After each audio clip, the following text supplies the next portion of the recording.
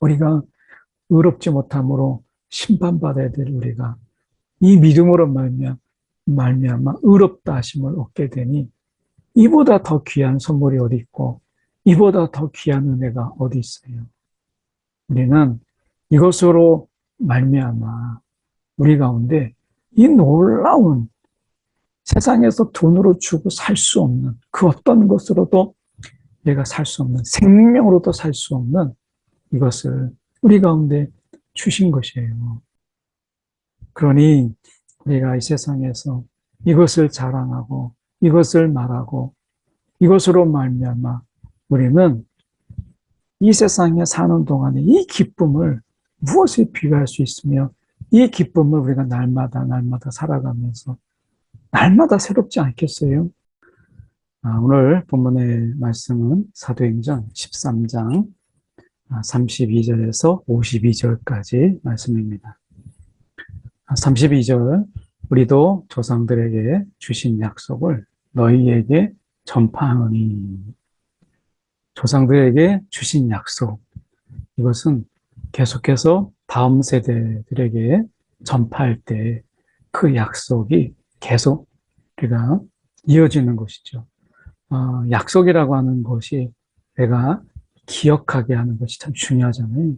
그래서 그 약속을 우리가 기억하도록 그 다음 세대에게 이 약속을 전해주는 이 역할들이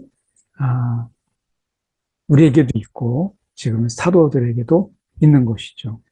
33절에 곧 하나님이 예수를 일으키사 우리 자녀들에게 이 약속을 이루게 하셨다 함이라. 시편 둘째 편에 기록한 바와 같이 너는 내 아들이라. 오늘 너를 낳았다 하셨고, 이 시편 2편에 이 해당되는 그 인물이 있다면 우리가 예수 그리스도죠.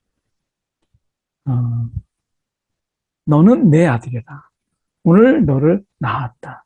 이 낳았다라고 하는 것에서 하나님이 예수를 지으셨다라고 하는 것을 이야기하는 것이 아니라 이 하나님과 예수님의 그 관계, 너는 내 아들이다 라고 하는 이 부분 속에서 어떻게 보면 낳았다라고 하는 것을 하나님께서 지으셨다, 만드셨다라는 의미는 아닙니다. 여기에서 너는 내 아들이다 라고 하는 이 관계의 깊이를 낳았다라고 하는 것으로 설명하고 있는 것이죠.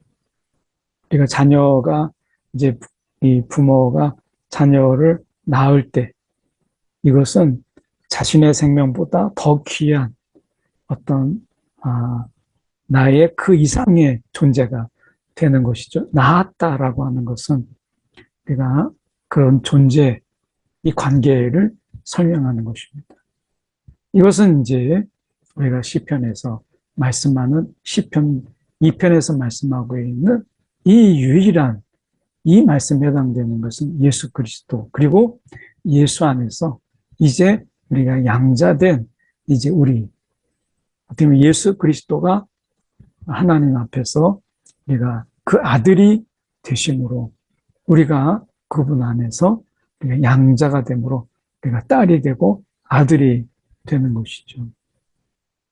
34절에 보면 또 하나님께서 죽은 자 가운데서 그를 일으키사 다시 썩음을 당하지 않게 하실 것을 가르쳐 이르시되 내가 다윗의 거룩하고 미쁜 은사를 너에게 주리라 하셨으며, 여기서 우리가 다윗의 거룩하고 미쁜 은사라고 하는 이 표현은 다윗에게 후손 곧 메시아가 태어나서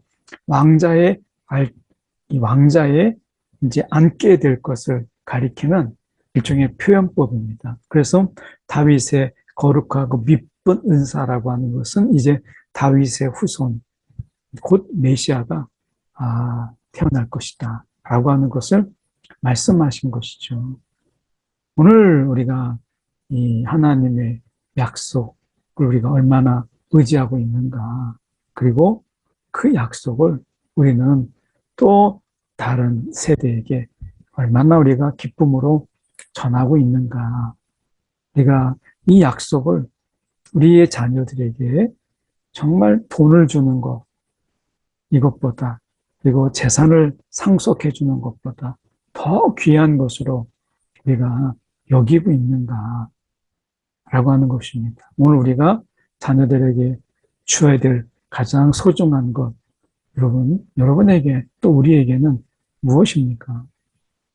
오늘 약속 함께 우리가 살펴보고 있는데요.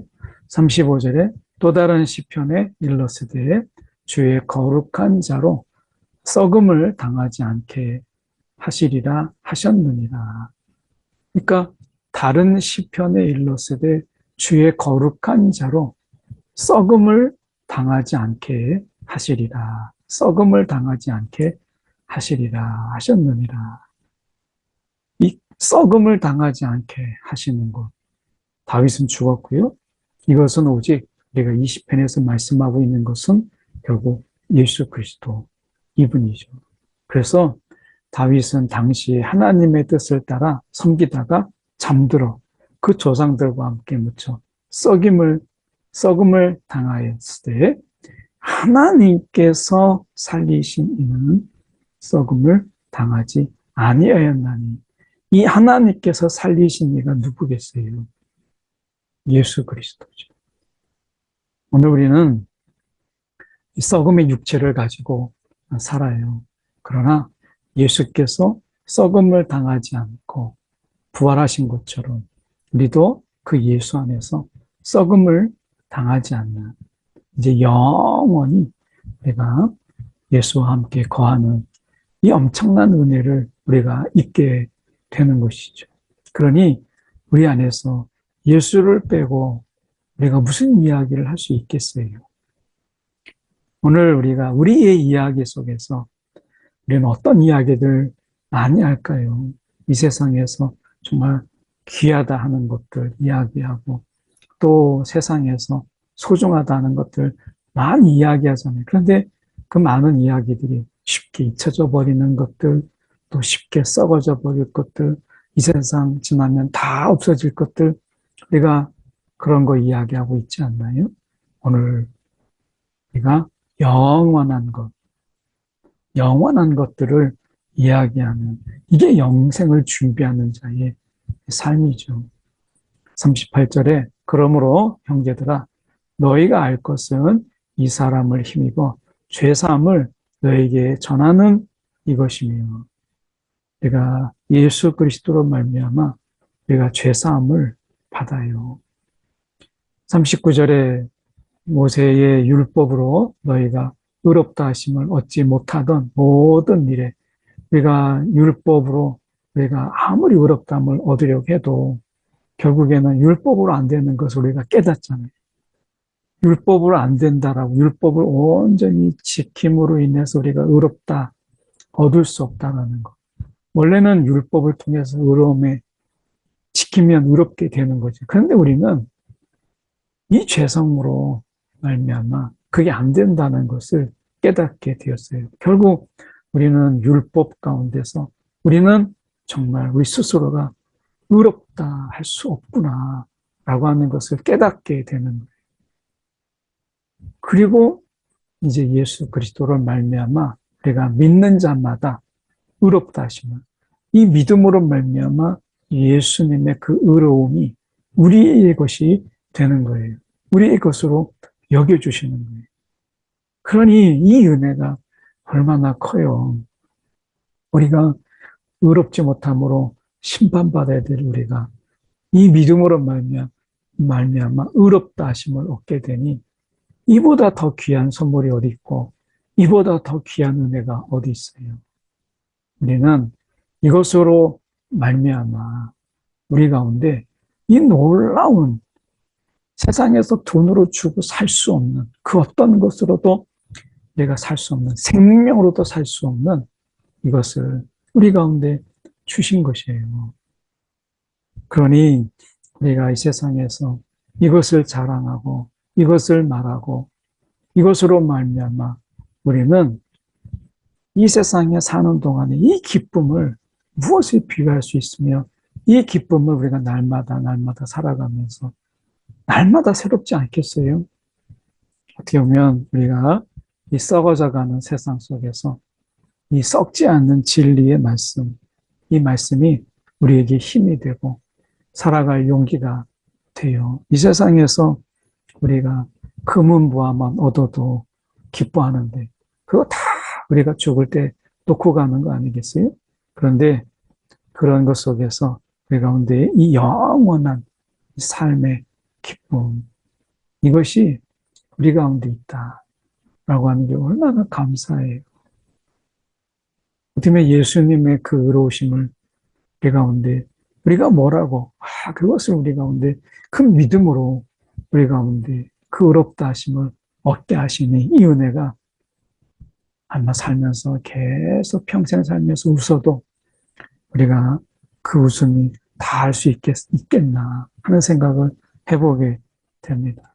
어쩌면 우리가 썩지 않냐 진정한 기쁨이 여기에 있지 않을까 하는 생각을 해보게 됩니다. 그런즉 너희는 선지자들을 통하여 말씀하신 것이 너희에게 미칠까 삼가라. 일러스되 보라 멸시하는 사람들아 너희는 놀라고 멸망하라. 내가 너희 때를 당하여 한 일을 행할 것이니 사람이 너에게 일러줄지라도 도무지 믿지 못할 일이라 하였느니라 하니라. 이것을 믿을 수가 없는 거예요. 너무 놀라운 일이니까 믿을 수 없는 거예요. 그래서 사람들이 이 말을 듣고서도 제대로 믿지 못했어요. 그들이 나갈새 사람들이 청하되 다음 안식일에도 이 말씀을 하라 하더라. 너무 놀라운 말씀인 거예요. 그래서 또 청했어요. 놀라운 말씀의 은혜가 그들 가운데 있으니까 어떻게 돼요? 막 그들의 마음속에서 막 요동치는 거예요. 다시 듣고 싶은 이 마음들이 막 있는 거예요. 그 정말 믿기 어려운 이 말씀들이 그들에게 선포되니까 그들이 영적으로 더 갈급함이 막 그들 가운데 있게 되는 것이죠. 그래서 되면 회당 43절에 회당의 모임이 끝난 후에 유대인과 유대교에 입교한 경건한 사람들이 많이 바울과 바나바를 따르니 예수에 대해서 들어보지 못한 자들이 예수의 이야기를 들어보고 그리고 거기에서 의롭다 하심을 믿음으로 얻을 수 있다라고 하는 이 그리스도를 믿는 것의 중요성을 그들이 알게 될 때 이들이 얼마나 놀랍겠어요. 그래서 두 사도가 더불어 말하고 항상 하나님의 은혜 가운데 있으라. 오늘 우리가 바로 그런 것이죠. 오늘 우리가 하나님의 은혜 가운데 항상 은혜를 까먹고 은혜를 잊어버리지 않고 우리가 항상 은혜 가운데 있는가. 오늘 우리가 하나님 은혜 가운데 잊지 못하게 하는 것이 무엇인가. 오늘 하나님의 은혜 가운데 항상 있으라고 하는데 우리가 은혜 까먹고 살아가고 하는 이유가 무엇인가? 그 은혜를 까먹게 하는 것이 무엇인가? 우리가 돌아봐야 될 일이에요. 그래서 말씀을 듣는 자리를 사모하십시오. 44절에 그 다음 안식일에는 온 심리 거의 다 하나님의 말씀을 듣고자 하여 모이니 더 많은 사람들이 이제 말씀의 자리를 초대하는 거예요. 여러분, 내가 이 말씀의 자리는 너무 귀한 거예요.